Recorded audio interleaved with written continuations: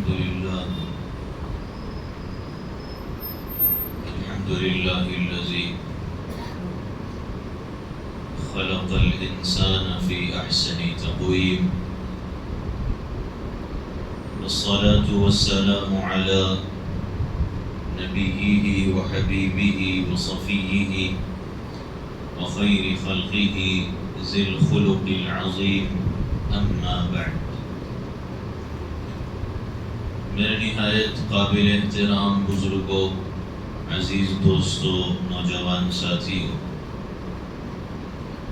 گزشتہ کئی جمعوں سے ہمارے درمیان سورہ فاتحہ سے متعلق گفتگو چلتے چلتے اس کی چوتھی آیت ایاک نعبد و ایاک نستعین تک پہنچی،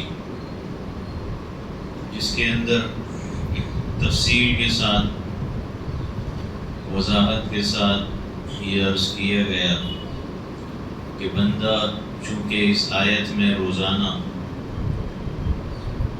اس بات کا اقرار کرتا ہے کہ مولا ہم تیری ہی عبادت کرتے ہیں اور تیری ہی عبادت کریں گے، تجھ ہی سے مدد مانگتے ہیں اور تجھ ہی سے مدد مانگتے رہیں گے،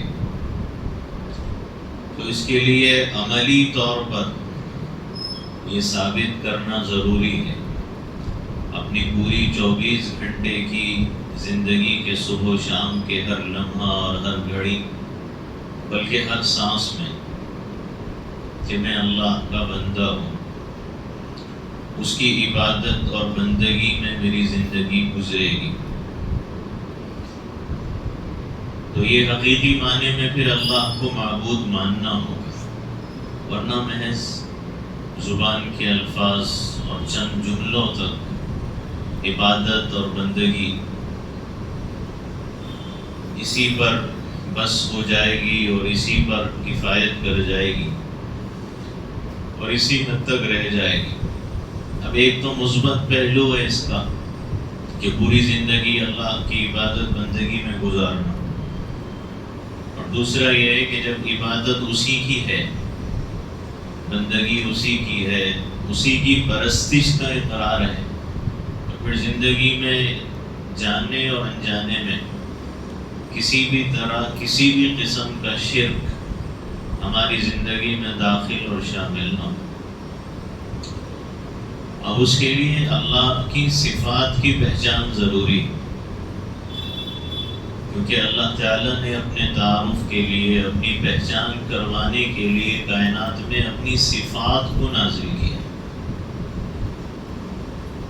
جب اللہ کی صفات سے ہم واقف ہوں گے تو پھر یہ احساس ہوگا اور یہ ذہن اور یہ دھیان ہوگا کہ کہیں کسی نہ کسی طرح ہم اللہ کی کسی صفت میں کسی مخلوق کو تو شریک نہیں کر رہے۔ مثال کے طور پر بہت سی باتیں آئی اس سلسلے میں، اسی میں مثال کے طور پر علم کی بات ہے کہ علیم ہونا، اللہ کی صفات میں سے ایک صفت العلیم ہے۔ تو اگر ہم علم میں بھی اللہ کے برابر کسی کا علم سمجھتے ہیں، بڑھ کے سمجھتے ہیں یا برابر سمجھتے ہیں، تو یہ بھی شرک ہو جائے گا،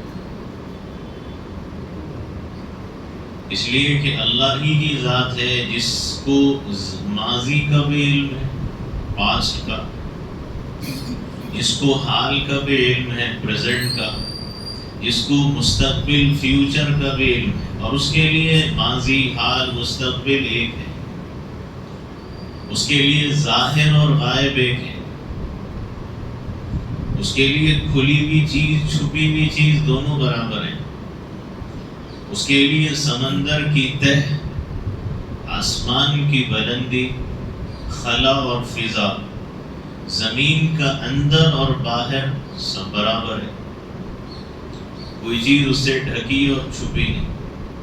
تو اللہ تعالی علیم ہے اور عالم الغیب ہے، تو جو علم غیب اللہ کی ذات کے پاس ہے وہ علم غیب، اس کے برابر غیب کا علم اگر کسی مخلوق میں مانا جا رہا ہے تو یہ شرک ہو جائے.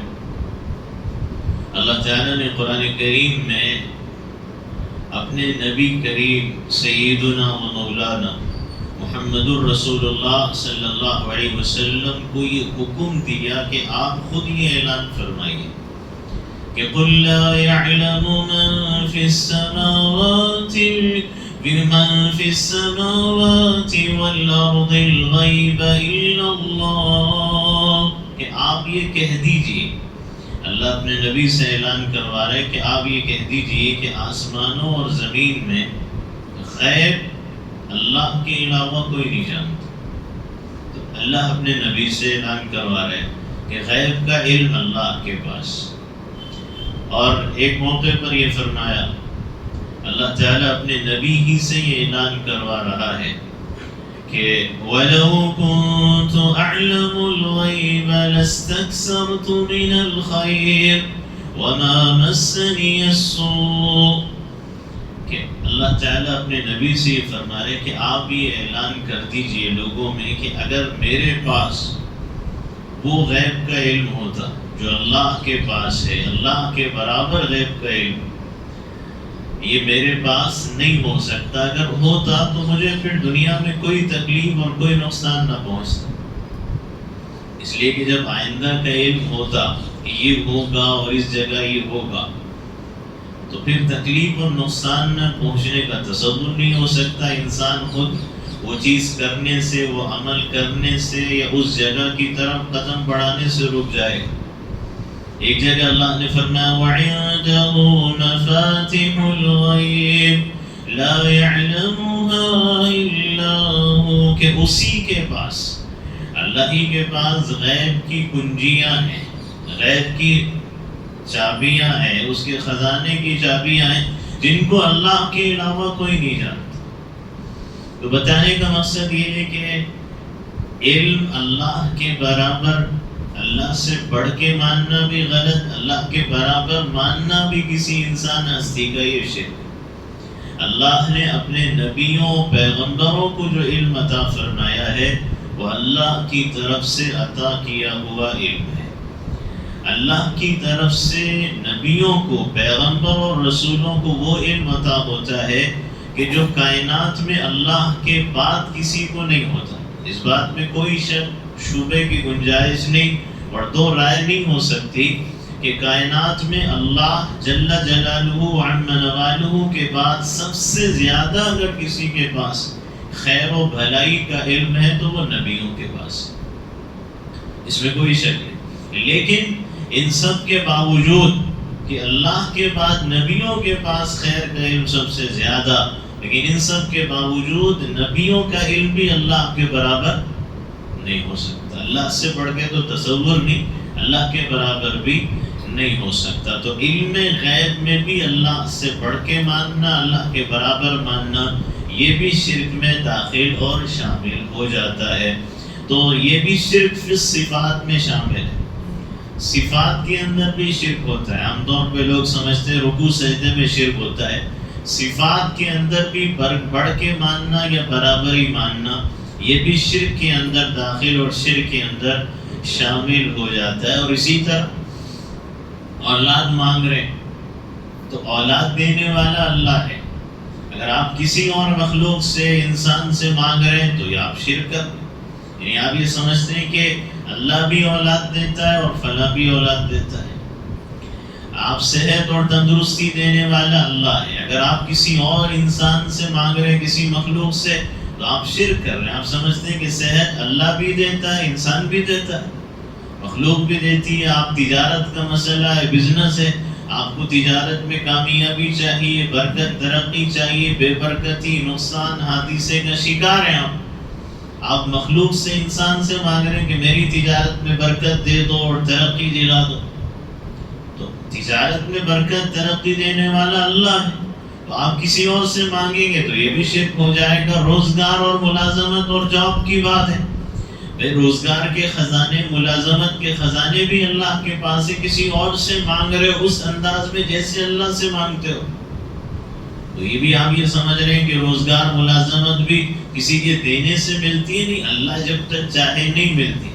تو یہ بھی شرک میں داخل اور شامل ہوگا. پریشانی ہے، مصیبت ہے، تکلیف ہے، تو آپ کسی اور سے مانگ رہے ہیں میری پریشانی دور کر دو، میری مصیبت دور کر دو، میری تکلیف دور کر دو، جو کہ اسباب سے ہٹ کر ہے، اسباب کے بغیر، چیزوں کے بغیر. تو یہ بھی اللہ کے ساتھ شرک ہو جائے گا. اور اسی طرح کائنات کے اندر آپ کو ضرورت ہے، حاجت ہے، تو ضرورتیں، حاجتیں پوری کرنے والا اللہ ہے.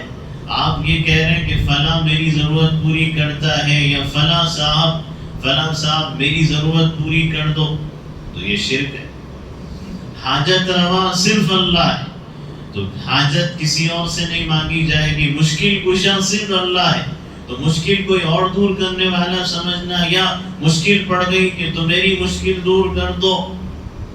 ایک تو مشکل وہ ہے نا کہ جو آپ ضرورت، اسباب، ذرائع، وسائل جو دنیا کے استعمال ہوتے ہیں، اس کو استعمال کر کے کوئی انسان آپ کی مشکل دور کر رہا ہے تو وہ بھی اس میں ذریعہ بنا ہے، ورنہ مشکل دور کرنے والا اللہ. اب یہ جو بظاہر ذریعہ بھی بنا ہے، یہ کوئی سبب استعمال کرے گا، کوئی چیز استعمال کرے گا، اس سے آپ کی مشکل بظاہر دور کرے گا، لیکن بغیر کسی سبب کے مشکل دور کرنے والا سمجھنا. یا یہ کہ میں یہاں بیٹھا ہوں اور ہزاروں میل دور کے فاصلے پہ کوئی میری مشکل دور کر دے گا، یہاں سے اگر پکار لوں گا، تو یہ غلط، یہ شرک میں داخل اور یہ شرک کے اندر شامل ہو جائے گا. تو یہ شرک فی الصفات ہے کہ صفات کے اندر بھی شرک اللہ کی ذات کے ساتھ نہ ہو. ورنہ تو یہ ایسے کہ جیسے اللہ کو انسانوں کے برابر سمجھ لیا گیا، یہ انسانوں کو اللہ کے برابر سمجھ لیا گیا. یہ مشرکوں کا، غیر ایمان والوں کا تصور، ان کا عقیدہ، نظریہ تو ہو سکتا ہے، مگر روزانہ اس بات کا اقرار کرنے والا کہ میں تیری ہی عبادت کرتا ہوں، کروں گا، تجھی سے مدد مانگتا ہوں، مدد مانگوں گا، اس کی زندگی کے اندر یہ انداز اور یہ عقائد، یہ نظریات نہیں ہونے چاہیے اور نہیں ہو سکتے، اور ان سے اس کو بچنا چاہیے. غیر ایمان والوں کا یہ تصور ہو سکتا ہے اور ہے کہ ہمارا جو خدا ہے وہ کسی تخت پہ بیٹھا ہے، اور لہٰذا وہ تخت پہ بیٹھا ہوتا ہے، اس کے پاس جانا پڑتا ہے، اس کے دربار میں حاضری دینے، سلامی کرنا پڑتا ہے، وہاں ہاتھ جوڑنے پڑتے ہیں، اور پھر وہ ہم سے ذرا سی بات پہ ناراض ہوتا ہے، تو چڑھاؤ تو وہ خوش ہو جاتا ہے، اور وہ اتنا غصے میں آ جاتا ہے ذرا سی بات پہ کہ بعض مرتبہ تو وہ غصے میں آ کے ناراض ہو کے آبادیوں کو بری تہس نہس، نیست و نابود کر ڈالتا ہے، برباد اور ضائع کر دیتا ہے. یہ تصور ہے ان کے پاس، اور وہ یہ کہتے ہیں، سمجھتے ہیں بعض کے اتنا وہ ناراض ہو گیا کہ جس کی وجہ سے ایک غلطی اور گناہ کی وجہ سے ایک تصور ایک مذہب کے ماننے والوں کا یہ ہے کہ باپ کی غلطی تھی جس کی وجہ سے اس نے ساری ان کی اولاد کو گناہ گار تصور کر لیا، اور کفارے کو پھر سولی پہ چڑھنا پڑا اس کے ایک بندے کو. تو نتیجے میں لوگ گناہوں سے دھوئے گئے، انسانیت گناہوں سے پاک صاف ہوئی. یہ تصورات ان کے پاس ہیں، لیکن ایمان والے کا یہ تصور نہیں کہ جہاں تک غضب کی بات ہے، ناراضگی کی بات ہے، مسرت اور خوشی کی بات ہے، تو وہاں بھی انسانوں کے اندر یہ تصور ہو سکتا ہے، غیر ایمان والوں میں یہ تصور ہو سکتا ہے، لیکن ایمان والا اللہ کے ساتھ یہ تصور، یہ عقیدہ اور یہ نظریہ نہیں رکھتا.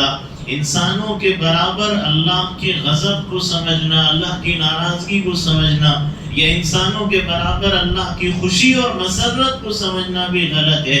یہ بھی اللہ کی صفات کے اندر شرک میں داخل اور شرک میں شامل ہو جاتا ہے.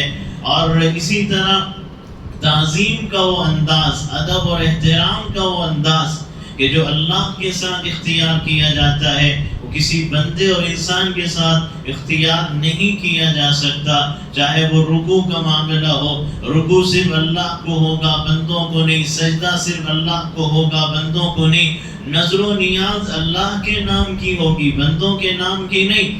نماز ہو، حج ہو، زکوٰۃ ہو، اعتکاف ہو، قربانی ہو. اعتکاف بھی صرف اللہ کے لیے، بندوں کے لیے نہیں. قربانی بھی صرف اللہ کے لیے، بندوں کے لیے نہیں. نماز بھی صرف اللہ کے لیے، بندوں کے لیے نہیں. روزہ صرف اللہ کے لیے، بندوں کے لیے نہیں. حج صرف اللہ کے لیے، بندوں کے لیے نہیں. زکوٰۃ صرف اللہ کے لیے، بندوں کے لیے نہیں.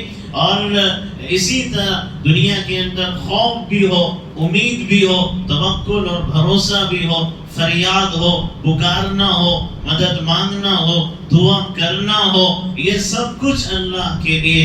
اللہ کے برابر کسی کے ساتھ اس طرح کا تصور نہیں کیا جا سکتا. یہاں تک کہ جان بوجھ کر غیر اللہ کی، جان بوجھ کر غیر اللہ یعنی مخلوق کی تعظیم اور ادب کی نیت سے مخلوق کی قسم کھانا، یہ بھی شرک کے اندر داخل ہے اور یہ بھی شرک کے اندر شامل ہے. اس کی بھی اجازت نہیں. یہ تصور بنی اسرائیل کے اندر تھا، یہ عرب کے اندر تھا کہ وہ علم غیب کے اندر بھی جادوگروں کو یہ سمجھتے تھے کہ جادوگروں کو علم غیب ہوتا ہے.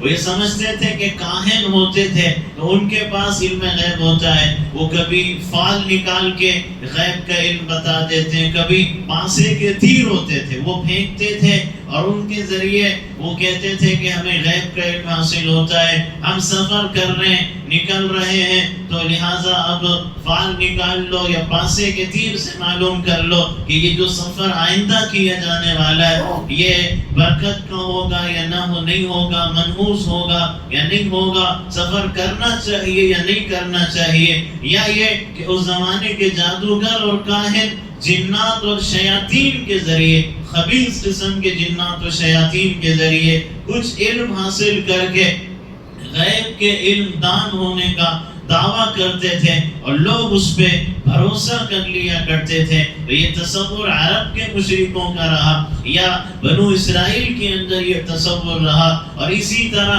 عرب کے اندر یہ رہا اور دوسری قوموں کے اندر یہ رہا کہ وہ اپنے حکمرانوں یا بادشاہوں کے پاس چلے جاتے تو ان کے دربار میں جھکتے تھے اور جھک جھک کر ان کو سلامیاں پیش کرتے تھے. اور جھکنے کا انداز کسی کا رکوع والا ہوتا، کسی کا سجدے والا ہوتا. بادشاہ اور حکمران کے سامنے ادب، احترام، تعظیم، محبت، استقبال کا انداز وہ ہوتا جو کہ اللہ کے ساتھ ہونا چاہیے. ورنہ بادشاہ اور حکمران اس کو اپنی بے ادبی سمجھتے، توہین سمجھتے، شان کے خلاف بے حرمتی سمجھتے کہ تو میرے دربار میں آیا ہے، تو جھکا نہیں میرے سامنے، تو نے جھک کے سلامی نہیں پیش کی، تو نے اپنا گھٹنا نہیں ٹیکا، تو نے اپنا ماتھا نہیں ٹیکا. تو اس طرح کا وہ انداز اختیار کرتے تھے. تو یہ انداز صرف مالک الملک کے ساتھ ہوگا، صرف مالک یوم الدین کے ساتھ ہوگا. اس کے علاوہ کسی اور کے ساتھ اگر یہ انداز اختیار کیا جاتا ہے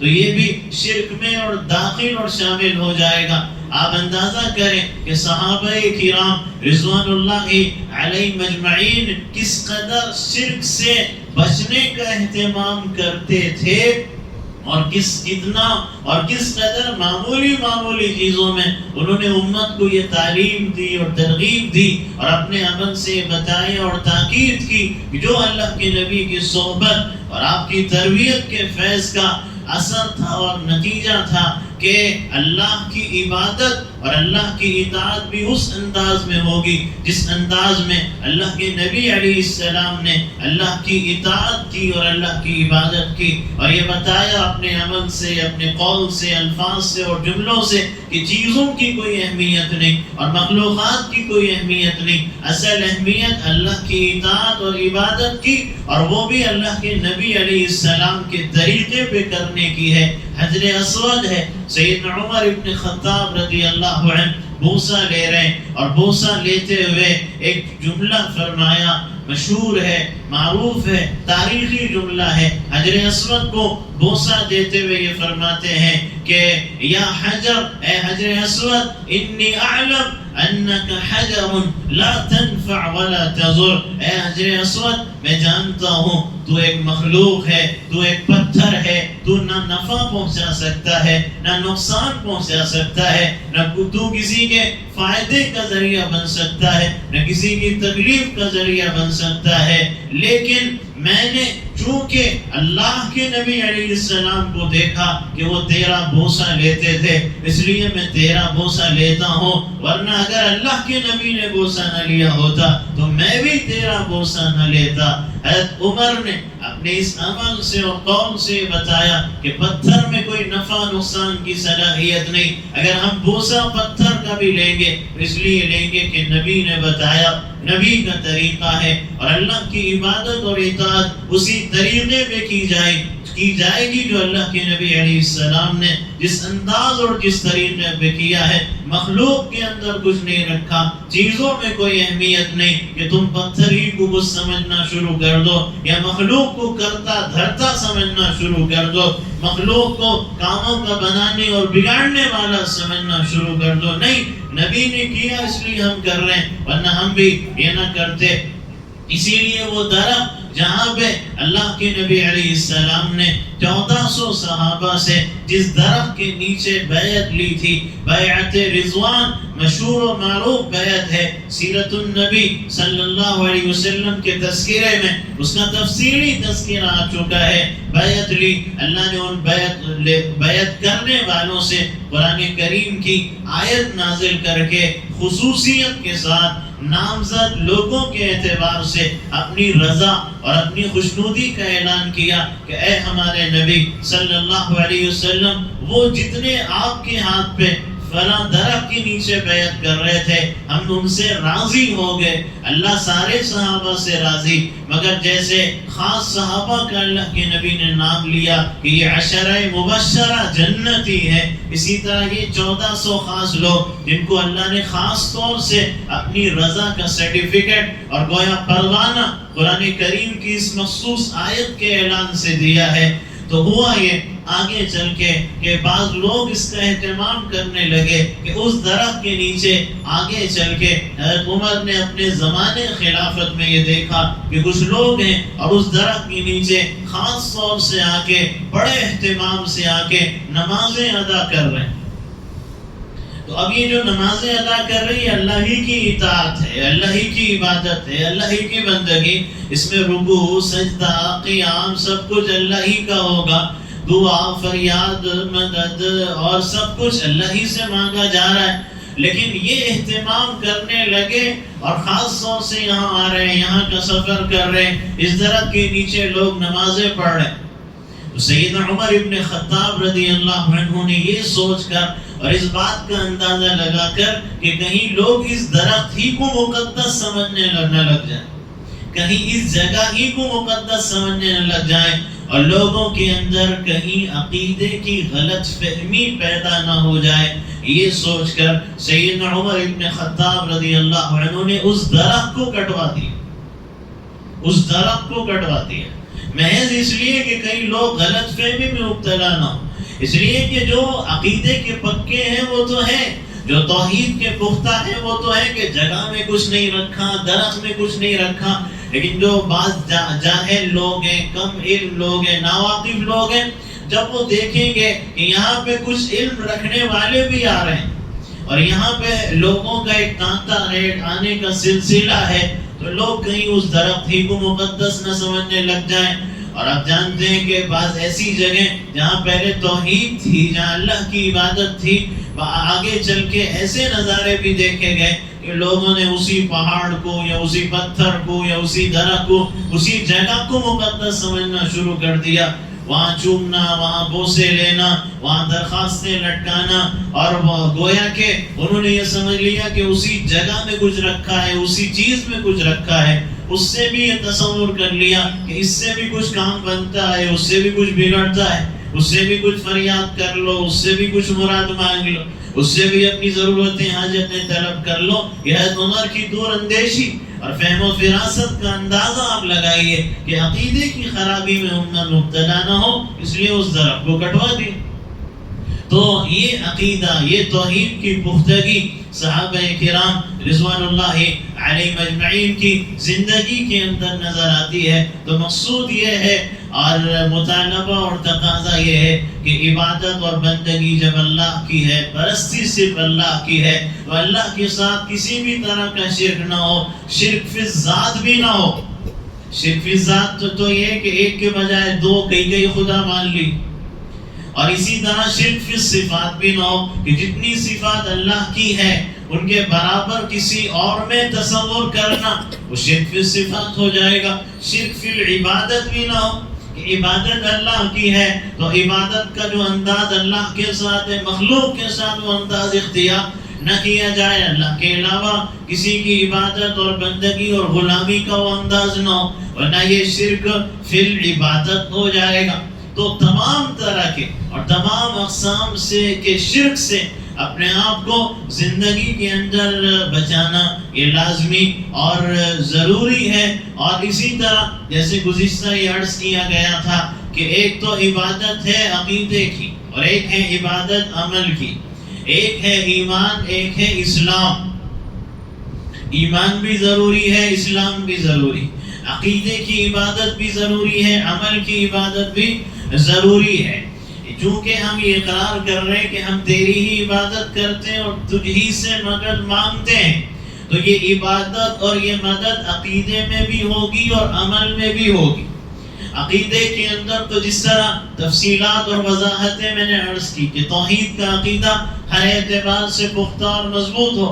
اب دوسرے یہ کہ عمل کے اعتبار سے بھی عبادت اور عمل کے اعتبار سے بھی اللہ ہی سے مدد مانگنا۔ یہ کیسے ہوگا؟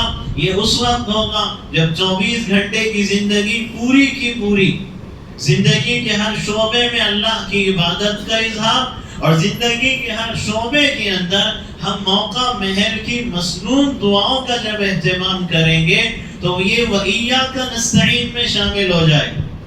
إِيَّاكَ نَعْبُدُ یہ ہے کہ عقیدے میں بھی شرک نہ ہو، صرف اللہ کی پرستش، اور عمل کے اندر پوری زندگی کا ہر شعبہ، زندگی کا ہر ڈپارٹمنٹ تمہارا یہ بتائے کہ تم اللہ ہی کی عبادت کرتے۔ اور وَإِيَّاكَ نَسْتَعِينُ یہ ہے کہ موقع اور محل کی 24 گھنٹے کی مسنون دعاؤں کا اہتمام جس میں اللہ ہی کو پکارا جاتا ہے، تو وہ وَإِيَّاكَ نَسْتَعِينُ پر حقیقت میں عمل ہوگا۔ عقیدے کے اعتبار سے ہم اللہ کے علاوہ کسی سے مدد نہیں مانگ رہے، اور عمل کے اعتبار سے آپ دعاؤں میں صرف اللہ کو پکار رہے، تو گویا مطلب یہ کہ ہماری پوری زندگی إِيَّاكَ نَعْبُدُ وَإِيَّاكَ نَسْتَعِينُ کا نمونہ بن جائے، حقیقت میں اس کا نمونہ بن جائے۔ اس لیے کہ اللہ تعالیٰ نے پوری کائنات اور اس کی جتنی چیزوں اور مخلوقات کو پیدا فرمایا، چاہے وہ جاندار ہو چاہے وہ بے جان ہو، تو اللہ تعالیٰ نے جتنی مخلوقات کائنات اور چیزیں پیدا کی ہیں تو ان کے اندر انسان اور جنات کے علاوہ بھی جتنی مخلوقات ہیں وہ ساری کی ساری مخلوقات اللہ کی اطاعت میں لگی ہوئی، اللہ کی فرما برداری میں لگی ہوئی اور اللہ کی تسبیح اور پاکی بیان کرنے میں لگی ہوئی۔ اللہ تعالیٰ نے قرآن کریم میں اس کا اعلان فرمایا کہ ثم استوى إلى السماء وهي دخان فقال لها وللأرض ائتيا طوعا أو كرها قالتا أتينا طائعين۔ کہ اللہ تعالیٰ فرماتا ہے کہ جب ہم نے زمین و آسمان کو بنایا تو حکم دیا کہ تمہیں میری اطاعت کرنا ہوگا، میری فرما برداری کرنی ہوگی، چاہو یا نہ چاہو۔ زمین و آسمان کو اللہ کی اطاعت فرما برداری کرنی ہوگی۔ اللہ نے وقت تخلیق، بناتے پیدائش کے وقت ہی یہ بتا دیا، تو زمین و آسمان نے جواب یہ دیا۔ اللہ نے زمین و آسمان کو قوت گویائی، بولنے کی طاقت عطا کی، انہوں نے جواب دیا کہ اتینا طائعین، کہ مولا ہم خوشی سے تیری اطاعت کریں اور خوشی سے ہم تیری فرما برداری کریں۔ تو زمین و آسمان، ساتوں زمین ساتوں آسمان اللہ کی اطاعت میں، اس کی تابعداری میں، اس کی فرما برداری میں لگی ہوئی، اور اس کی تفصیل کا اس وقت موقع بھی نہیں، ضرورت بھی نہیں۔ ہم یہ جانتے ہیں کہ زمین وہی کرتی ہے جو اللہ کا حکم ہوتا ہے، آسمان وہی کرتا ہے جو اللہ کا حکم ہوتا ہے۔ تو سارے زمین و آسمان اللہ کی اطاعت اور فرما برداری کے اندر لگے ہوئے ہیں۔ اور اس کے علاوہ بھی دنیا کے اندر جتنی مخلوقات ہیں، وہ پرند ہو، وہ چرند ہو، وہ درندے ہوں، اور دنیا کے اندر چاہے پتھر ہو، چاہے درخت ہو، چاہے جانور ہو، چاہے کیڑے اور مکوڑے ہو، یہ سب کچھ اللہ کی اطاعت میں لگے اور اللہ کی تسبیح اور پاکی میں لگے۔ اللہ نے ایک جگہ اعلان فرمایا کہ وَإِن مِّن شَيْءٍ إِلَّا يُسَبِّحُ بِحَمْدِهِ، کہ کائنات کی ہر چیز ہماری پاکی بیان کرتی، ہماری تعریف کرتی، وَلَكِن لَا تَفْقَهُونَ تَسْبِيحَهُمْ، لیکن تم ان کی پاکی نہیں سمجھ سکتے، تم ان کی تعریف نہیں سمجھ سکتے۔ اللہ کے نبی علیہ السلام جب معراج کے سفر میں گئے تو آپ نے فرمایا کہ میں نے ساتوں آسمانوں کا جب سفر کیا تو میں نے ہر فرشتے کو اللہ کی عبادت میں پایا۔ کوئی فرشتہ قیام میں ہے، کوئی رکوع میں ہے، کوئی سجدے میں ہے، کوئی حالت قیدہ اور حالت تشہد میں، 4 انگلیوں کے برابر بھی ساتوں آسمانوں میں ایک جگہ مجھے 4 انگلیوں کے برابر بھی ایسی نہ ملی جہاں کوئی نہ کوئی فرشتہ اللہ کی عبادت میں نہ لگا ہوا، رکوع میں نہ ہو، سجدے میں نہ ہو، قیام میں نہ ہو اور حالت قاعدہ میں نہ ہو۔ تو اللہ تعالیٰ نے یہ کرم کیا انسانوں پر اور جنات پر کہ دنیا کی جتنی مخلوقات ہیں وہ اللہ کی تسبیح، پاکی، تعریف اور اطاعت کر رہی ہیں اور جب تک رہے گی کرتی رہیں گی۔ لیکن 2 باتیں ہیں کہ جتنی مخلوقات دنیا میں انسان و جنات کے علاوہ ہیں ان کی اطاعت اور ان کی تسبیح اور پاکی اور ان کی فرما برداری کے اندر وہ مکلف نہیں، وہ ذمہ دار نہیں ہے اطاعت کی اور فرما برداری کی، ایک بات۔ اور دوسری بات یہ ہے کہ اللہ تعالیٰ نے ان کو آزادی نہیں دی، ان کو اختیار نہیں دیا، ماننا ہے تو ماننا ہے، فرما برداری کرنا ہے تو کرنا ہے، اطاعت کرنا ہے تو کرنا ہے، اس کی خلاف ورزی وہ کسی بھی حال میں نہیں کر سکتے، نہ چاہتے ہوئے کر سکتے، نہ چاہتے ہوئے وہ اس کے حکم کی خلاف ورزی کر سکتے ہیں، ان کو اس بات کی آزادی نہیں اور اختیار نہیں۔ اور مزید بات یہ کہ یہ جتنی اطاعت فرما برداری اور غلامی اور پاکی بیان کر رہے ہیں اس پر ان کو آخرت میں کوئی اجر نہیں، آخرت میں کوئی ثواب نہیں، نہ کرنے پہ جنت نہ کرنے پہ جہنم ہے، ان کو اس کے اوپر کچھ بدلہ معاوضہ صلہ ملنے والا نہیں۔ لیکن انسانوں اور جنات جن کو اللہ نے اپنی عبادت اور بندگی کے لیے پیدا کیا، اللہ تعالیٰ نے ان پہ یہ کرم کیا ہے کہ ان کو عبادت اور اطاعت کا مکلف بھی بنایا، ذمہ دار بھی بنایا، اور دوسری بات یہ کہ اللہ نے آزادی بھی دے دی، اختیار بھی دے دیا کہ تم اگر اطاعت کرو گے تو تمہیں آزادی، اطاعت نہیں کرو گے تب بھی آزادی اور اختیار ہے۔ تم دنیا کی زندگی میں تم پر کوئی زبردستی نہیں، تم کو کوئی مجبور کرنے والا فرشتہ ہم نے تمہارے اوپر نہیں لگا دیا ہے، تم کو آزادی دے دی، اختیار دے دیا، عقل اور فہم دیا، خیر کے سمجھنے کی صلاحیت بھی دے دی، شر سمجھنے کی صلاحیت بھی دے دی۔ اب اپنی آزادی اختیار صحیح راستے میں استعمال کرو گے جنت کے مستحق بنو گے، اپنی آزادی اختیار شر میں استعمال کرو گے جہنم کے مستحق اور جہنم کے حقدار تم بن جاؤ گے۔ یہ اللہ تعالیٰ نے دنیا کے اندر انسانوں اور جنات کی یہ ذمہ داری لگائی، اور مزید یہ کہ اللہ نے ان پر اجر و ثواب اور بدلہ اور جزا اور سزا بھی اس پر متعین فرما دیا۔ اور اللہ نے کرم یہ کیا کہ کوئی فرشتہ قیام میں ہے تو اللہ نے 1 رکعت کے اندر ہمارے قیام بھی جمع کر دیا، کوئی فرشتہ رکوع میں ہے اللہ نے ہماری 1 رکعت میں رکوع بھی جمع کر دیا، کوئی فرشتہ سجدے میں ہے اللہ نے ہماری 1 رکعت میں سجدے جمع کر دیے، کوئی فرشتہ حالت قعدہ میں ہے اللہ نے ہماری نماز میں قعدہ بھی جمع کرا دیا، تشہد بھی اللہ نے رکھ دیا، تاکہ تمہاری عبادت، تمہاری 1 رکعت فرشتوں کی تمام عبادتوں کا خلاصہ بن جائے، فرشتوں کی تمام عبادتوں کا مجموعہ بن جائے، اور فرشتوں کی تمام عبادتوں کا نچوڑ بن جائے، اور پھر کائنات کے اندر جتنی مخلوقات ہماری اطاعت میں، ہماری تسبیح اور پاکی میں لگی ہوئی ہے، ان کی الگ الگ حالتیں، الگ الگ کیفیتیں ہیں۔ تم درختوں کو دیکھو، درخت حالت قیام میں اللہ کی تسبیح اور پاکی بیان کر رہا ہے تو تمہارے لیے نماز میں قیام بھی ہے۔ تم جانوروں کو دیکھو، وہ رکوع کی حالت میں اللہ کی تسبیح اور پاکی بیان کر رہا ہے، اور اللہ کی اطاعت میں لگا ہوا ہے. تمہاری نماز میں رکوع بھی ہے. تم پتھروں کو دیکھ لو، پتھروں کو دیکھو گے وہ حالت قاعدہ کے اندر زمین پہ بیٹھنے کی حالت میں، حالت قاعدہ میں ہماری تسبیح اور پاکی بیان کر رہے ہیں، ہماری اطاعت اور غلامی میں لگے ہیں. تو تمہاری نماز میں قاعدہ بھی موجود ہے. تم زمین کے کیڑوں اور مکوڑوں کو دیکھ لو، حشرات الارض، کیڑوں مکوڑوں کو دیکھو کہ وہ حالت سجدہ میں ہماری پاکی بیان کر رہے ہیں، حالت سجدہ میں ہماری اطاعت کر رہے ہیں. تو ہم نے تمہاری نماز میں سجدہ بھی رکھ دیا. ساری مخلوق کی عبادت کا نچوڑ خلاصہ تمہاری نماز کے اندر اور تمہاری عبادت کے اندر رکھ دیا گیا. اب پھر اس کے اندر تقسیم یہ کر دی گئی کہ کوئی عبادت تمہاری فرض ہے، کوئی عبادت تمہاری واجب ہے، کوئی عبادت تمہاری سنت ہے، کوئی عبادت تمہاری نفل ہے. اب ان 4 حصوں میں تقسیم کر دیا گیا کہ کوئی عبادت کرو گے تو فرض کا اجر، کوئی عبادت کرو گے واجب کا اجر، کوئی عبادت کرو گے سنت کا اجر، کوئی عبادت کرو گے نفل کا اجر. لیکن اس اعتبار سے اللہ نے ہماری 24 گھنٹے کی زندگی کو عبادت بنا دیا ہے، اور اس طرح عبادت بنا دیا کہ زندگی کے ہر شعبے کے اندر تم عبادت والے بن جاؤ گے. زندگی کا ہر کام عبادت بن سکتا ہے.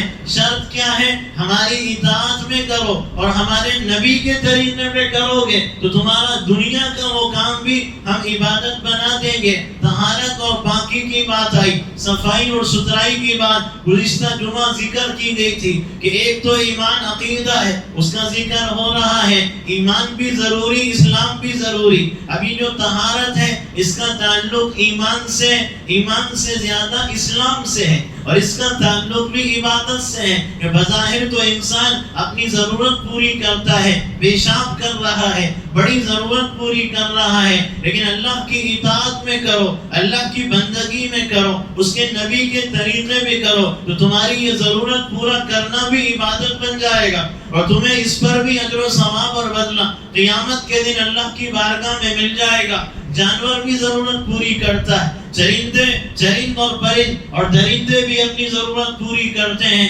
مگر ان کا ضرورت پوری کرنا عبادت نہیں بن سکتا، اس پر ان کو کوئی نیکی اور اجر و ثواب نہیں. لیکن تم ضرورت پوری کرو، ہمارے نبی کے طریقے کے مطابق کرو، ہمارے بندے بن کے کرو، ہماری بندگی کا تصور کر کے کرو، ہم تمہاری طہارت کو بھی عبادت بنا دیں گے. تو اس لیے طہارت کا اہتمام زندگی کے اندر ہو کہ یہ بھی عبادت کا حصہ ہے، یہ بھی ایاک نعبدو کا حصہ ہے، یہ بھی ایاک نعبدو، ہم تیری عبادت کرتے ہیں. صرف نماز میں نہیں مولا، ضرورت پوری کرتے وقت بھی ہم تیری عبادت کرتے ہیں. جب یہ احساس ہوگا تو پھر طہارت یہ دل لگی کے ساتھ اور دلچسپی کے ساتھ نبی کے طریقے کا اہتمام کرتے ہوئے طہارت لے گا. اگر یہ احساس نہیں ہوگا تو پھر یہ بے طہارت کی زندگی اپنی گزارنے والا بنے گا. کچھ باتیں گزشتہ جمعہ طہارت کے متعلق آئیں کہ طہارت کس طرح لینی چاہیے کہ ایمان والوں کے اندر غیر ایمان والوں کے اندر فرق نظر آئے، انسانوں میں اور جانوروں میں فرق نظر آئے. اللہ نے کچھ شعور تو کتا بلی کو بھی دیا ہے کہ گڑھا کھودیں گے، گڑھا کھودنے کے بعد اس میں وہ اپنی ضرورت پوری کریں گے، اس کے بعد مٹی ڈال کے اس کو چھپا دیتے ہیں. آپ پرندوں کے بچوں کو دیکھ لیں، گھونسلے کی طرف آتے ہیں، گھونسلے کے منہ کی طرف کر کے وہ اپنی ضرورت پوری کرتے ہیں، جس سے لید ان کی گندگی باہر نکل جاتی. کچھ شعور احساس ان کے اندر بھی ہے، لیکن اگر انسان اس کا احساس نہ رکھے گندگی اور ناپاکی کا تو باقی اس طرح کے جانور جو اپنے جسم کے اوپر گندگی لگائے پھرتے ہیں تو یہ انسان بھی اسی طرح ہو جائے گا. جانوروں کو دیکھو کھڑے کھڑے پیشاب کر رہے ہیں، انسان بھی کھڑا کھڑا پیشاب کر رہا ہے. جانوروں کو دیکھو پیشاب کے چھینٹے قطرے گندگی ناپاکی غلاظت میل کچیل لگائے ہوئے پھرے جا رہے ہیں، گھومے جا رہے ہیں، چلے جا رہے ہیں. اگر انسان بھی اسی طرح پھرے تو اس میں اور جانوروں میں فرق کیا باقی رہ جائے گا؟ جانور پیشاب کرتا ہے، اس کے پیروں کے اوپر چھینٹے قطرے گرتے ہیں، اس کو کوئی احساس نہیں، اسی کے ساتھ گھومتا پھرتا ہے۔ انسان کو بھی اگر یہ احساس نہیں کہ میں پیشاب کر رہا ہوں کھڑے کھڑے، میرے ساکس پہ چھینٹے، میرے جوتے اور چپل پہ چھینٹے، میرے پینٹ پہ چھینٹے، میرے پائجامے اور شلوار کے اوپر چھینٹے ہیں، اور وہ اسی کو لگائے پھر رہا ہے، تو اس میں اور جانوروں کے اندر کیا فرق باقی رہ جائے گا؟ اللہ کے نبی علیہ السلام نے سیدنا عمر ابن خطاب رضی اللہ عنہ کو دیکھا، ترمذی کی روایت ہے، شروع دور کا زمانہ ہے اسلام کا، تو ابھی احکامات اور مسائل سیکھے جا رہے ہیں اور بتائے جا رہے ہیں۔ حضرت عمر فرماتے ہیں کہ میں پیشاب کی ضرورت محسوس ہوئی، کھڑے ہو کے پیشاب کرنے لگا، اللہ کے نبی نے دیکھ لیا، شروع زمانہ ہے، تعلیم کی ضرورت ہے، اللہ کے نبی نے منع کیا، فرمایا کھڑے ہو کر اس طرح پیشاب نہ کرو۔ حضرت عمر فرماتے ہیں کہ پھر پوری زندگی ہم نے کھڑے ہو کر کبھی پیشاب نہیں کیا۔ سیدتنا ام المؤمنین عائشہ صدیقہ رضی اللہ عنہ فرماتی ہیں کہ اگر تم سے کوئی شخص یہ بات کہے کہ اللہ کے نبی نے کھڑے ہو کر پیشاب کیا، تو تم اس کی بات کو تسلیم مت کرنا، ہرگز قبول مت کرنا۔ اب رہی یہ بات کہ ایک روایت میں، ایک حدیث میں یہ ذکر ہے کہ اللہ کے نبی ایک جگہ پہ تشریف لائے، کھڑے ہو کے پیشاب کیا، اس کی وجہ تھی، مجبوری تھی، عذر تھا۔ عذر اور مجبوری یہ تھی کہ وہاں پہ کچرا تھا، وہاں پہ گندگی موجود تھی، بیٹھنے کے قابل جگہ نہیں تھی، اس لیے اللہ کے نبی علیہ السلام نے وہاں پہ کھڑے ہو کے پیشاب کیا، ورنہ پوری زندگی اللہ کے نبی علیہ السلام سے اس ایک موقع کے علاوہ، جو عذر اور مجبوری کی وجہ سے، اس کے علاوہ پھر کبھی زندگی میں کہیں کھڑے ہو کے پیشاب کرنا ثابت نہیں ہے۔ تو اس لیے کھڑے ہو کر پیشاب کرنے سے بچنا چاہیے۔ اللہ کے نبی علیہ السلام نے کھڑے ہو کے پیشاب کرنے سے بھی منع فرمایا، اور اسی طرح اللہ کے نبی نے عام راستوں میں پیشاب کرنے سے منع کیا۔ جو لوگوں کی گزرگاہ ہے، روڈ ہے، سڑک ہے، لوگوں کا آنا جانا، گاڑیوں کاروں کا آنا جانا ہے، عام راستوں میں پیشاب کرنے سے اللہ کے نبی نے منع کیا۔ اللہ کے نبی علیہ السلام نے سایہ دار درختوں کے نیچے پیشاب کرنے سے منع کیا۔ اللہ کے نبی نے لوگوں کے بیٹھنے کی جگہ پیشاب کرنے سے منع کیا۔ اللہ کے نبی نے لوگوں کے آرام کرنے کی جگہ پیشاب کرنے سے منع کیا۔ اللہ کے نبی علیہ السلام نے پھلدار درخت کے نیچے پیشاب کرنے سے منع کیا، پھل گر جائے گا، گندا ہو جائے گا، ضائع ہو جائے گا، تو اس وجہ سے آپ نے منع کیا کہ پھلدار درخت کے نیچے پیشاب مت کرو۔ اسی طرح جہاں چمن ہے، جہاں گارڈن اور باغیچہ ہے، وہاں بھی پیشاب کرنے سے منع کیا۔ اور اسی طرح اللہ کے نبی علیہ السلام نے ایسی جگہ جو دریا کے کنارے ہیں، تالاب کے کنارے ہیں، سمندر کے کنارے ہیں، یا جہاں پہ پانی کے ذخیرے محفوظ رہتے ہیں، یا ایسا دریا کا کنارہ جہاں پہ لوگ آتے ہیں، تیرنے کے بعد نہاتے ہیں، غسل کرتے ہیں، وہاں بھی اللہ کے نبی علیہ السلام نے پیشاب کرنے سے منع فرمایا ہے۔ تو اسی طرح ایسی تمام جگہیں جیسے کھیل کود کے میدان ہوتے ہیں، لوگ آتے ہیں، بچے کھیلتے کودتے ہیں، وہاں بھی پیشاب کرنے سے اپنے آپ کو بچانا چاہیے، جس سے لوگوں کو کراہیت ہو، نجاست پھیلے، گندگی پھیلے، لوگوں کو تکلیف پہنچ جائے، اس سے منع کیا گیا ہے اور اس سے روکا گیا ہے۔ اسی طرح پیشاب کرتے وقت یہ خیال رہنا چاہیے کہ پیشاب جب کیا ہے تو جلد بازی کا مظاہرہ نہ ہو، پوری پاکی اور صفائی کا اطمینان حاصل ہو جائے، اس کے لیے جلد بازی نہ ہو۔ پہلے تو یہ ہے کہ بیٹھ کے پیشاب کرو، اور بیٹھ کے پیشاب کرنے کے بعد بھی جلد بازی کا مظاہرہ نہ کرو۔ بعض مرتبہ پیشاب کی نالی میں چند قطرے باقی رہ جاتے ہیں، کبھی اٹھنے کے بعد نکلتے ہیں، کبھی چلنے سے نکل جاتے ہیں، کبھی کوئی چھپتا ہے اچانک نکل جاتے ہیں۔ جلد بازی کا مظاہرہ ہوگا، ابھی پیشاب کیا فوراً جا کے وضو کرے گا، ابھی اس کے قطرے نالی کے حصے میں باقی رہ گئے، اب یہ وضو کر کے آئے گا تو ہوگا کیا؟ بعض مرتبہ جھکا، اچانک ایک دو قطرے نکل گئے، بعض مرتبہ ہوا چلا، اچانک ایک دو قطرے نکل گئے. اب اس کی وجہ سے ہوگا یہ کہ اس حالت میں نماز پڑھے گا تو پہلے تو اس کا وضو ہی فاسد ہو گیا، وضو فاسد تو نماز بھی فاسد ہو گئی. بعض لوگ نماز کی حالت میں آتے ہیں، رکوع کرتے ہیں، ایک دو قطرے نکل جاتے ہیں، سجدے میں جاتے ہیں، ایک دو قطرے نکل جاتے ہیں. یہ جلد بازی کے مظاہرے کی وجہ سے ہوتا ہے. اس لیے جلد بازی سے کام نہ لیا جائے. بیٹھ کے اطمینان سے پیشاب، اور پھر پیشاب کرنے کے بعد پورا اطمینان حاصل کر لو. اب بعض کو وہ اطمینان کھانسنے سے ہوتا ہے، بعض کو پیر دبانے سے ہوتا ہے، بعض کو چلنے سے ہوتا ہے، بعض کو اٹھ کے بیٹھنے سے ہوتا ہے، اور بعض کو عضو مخصوص کو بائیں ہاتھ سے نچوڑنے کے ذریعے حاصل ہو جاتا ہے. تو یہ جتنے طریقے ہیں، یہ طریقے بتانے کا مقصد یہ بظاہر شرم و حیا کے خلاف مسائل ہیں، لیکن نہیں بتایا جائے گا تو لوگ اسی گندگی ناپاکی کا شکار، اسی میں وضو، اسی میں نماز، اور اسی میں پینٹ اور شلوار اور پائجامہ، اور اسی کے ساتھ گھوم رہے ہیں اور پھر رہے ہیں. یہ صورتحال. اچھا بعض لوگ ایسے ہیں کہ نماز کی حد تک اہتمام کر لیں گے کہ ارے صاحب نماز کا مسئلہ ہے، لیکن عام حالات میں پیشاب کرتے وہاں اہتمام نہیں کرتے. ارے کوئی بات نہیں، نکل گیا قطرہ نکلا، چھینٹا نکلا، نماز تھوڑی پڑھنا ہے، قرآن تھوڑی پڑھنا ہے، لہٰذا چلے چلو، گھومے چلو، پھرے چلو. یہ صورتحال ہوتی ہے. اس کا خاص خیال، اس کا اہتمام ہونا چاہیے. ایمان والا اپنے بدن پہ، اپنے جسم پہ، اپنے کپڑوں پہ، اپنے پیروں پہ گندگی، چینٹے، قطرے لے کر پھرنے والا ایمان والا نہیں ہوا کرتا ہے. ایمان والا تو وہ ہوتا ہے کہ اگر راستے میں ضرورت پڑ گئی، تقاضا ہے، پیشاب انسان ہے، یا سفر میں ضرورت پڑ گئی، پانی نہیں ملا تو مٹی کا استعمال کر لو، مٹی کا ڈھیلا، اینٹ استعمال کر لو. اگر وہ بھی نہیں ملتا تو کم از کم اس صورتحال میں کاغذ سے سکھا لو.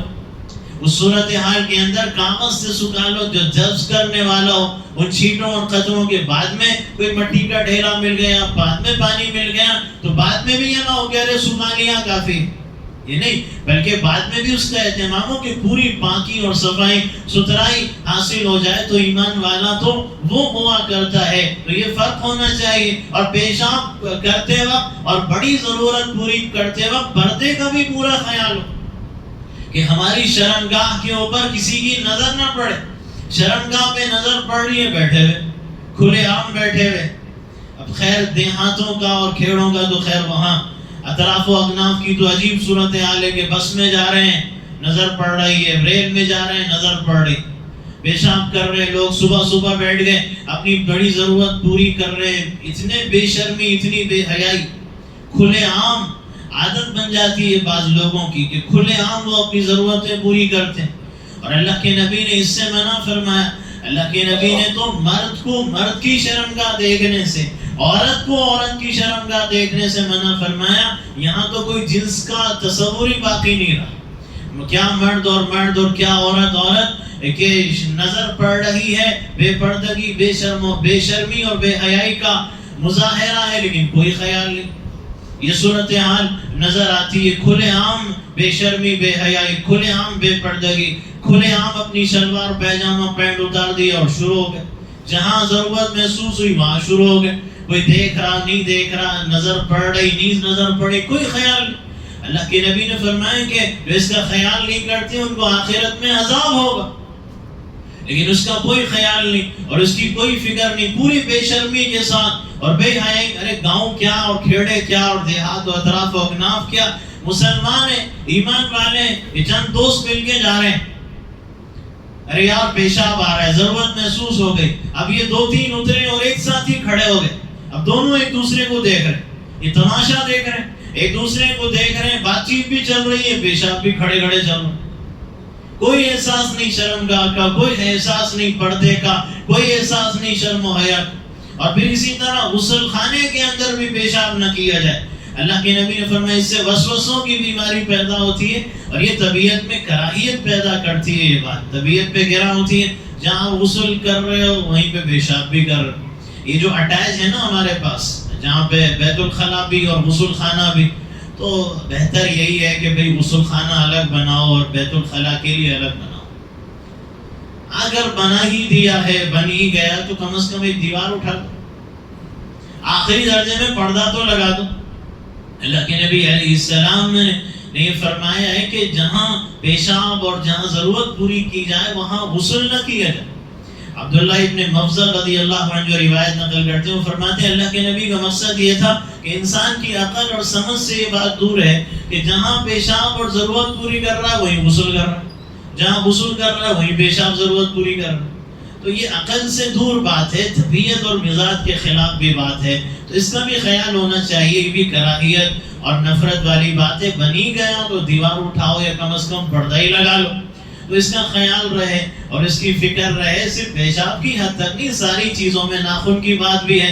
لمبے ناخن کا ایک فیشن چل پڑا، عورتیں نیل پالش اور مرد ہیں لمبے ناخن چل رہے ہیں، اسی میں تمہارے پیشاب کے چھینٹے، اسی میں تمہاری گندگی، اسی میں تمہارا میل کچیل، اسی سے تم جوئے نکالو گے، اسی سے تم ناک کی گندگی بھی صاف کر رہے ہو، اسی میں تم دانت کی گندگی بھی، اسی سے تم کان کا میل کچیل بھی صاف کر رہے ہو، اسی سے کھا بھی رہے ہو، اسی سے پی بھی رہے ہو۔ تو یہ کامن سینس والی باتیں ہیں، عام فہم باتیں، عام مثالیں ہیں، لیکن اس کا خیال نہیں کیا جاتا۔ حالانکہ انسانوں اور جانوروں میں، مسلمانوں اور غیر مسلمانوں میں فرق نظر آنا چاہیے۔